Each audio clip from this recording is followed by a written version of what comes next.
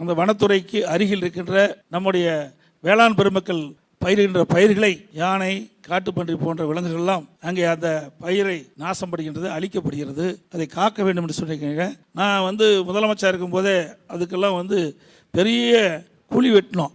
அகழி வெட்டி எப்படி யானையை தடுப்பதற்காக. யானை ரொம்ப அறிவானது, அப்படி மரத்தை போட்டு மேலே வந்துடும். அந்த அளவுக்கு அதுக்கு ஒரு அறிவுபூர்வமான விலங்கு. இருந்தாலும் விவசாய இரவு பகல் பாராமல் கஷ்டப்பட்ட அந்த வேளாண் பயிரை அந்த வனவிலங்குகள் அழிக்கின்ற பொழுது மனம் எந்த அளவுக்கு வேதனைப்படும் என்று நான் நன்றாக உணர்ந்திருக்கின்றேன். அப்படி அதிமுக அரசு இருக்கின்ற போது அந்த வனவிலங்குகளால் பயிர் சேதம் ஏற்பட்டால் அந்த அங்கே இருக்கின்ற வேளாண் துறை அதிகாரிகளை அனுப்பி அதை கணக்கிட்டு அதுக்கு தகுந்த இழப்பீடுகள்லாம் கொடுத்தோம். அதுபோல் பயிர் காப்பீட்டு திட்டத்திலையும் விவசாயிகளுக்கு தேவையான உதவிகளை செஞ்சோம்.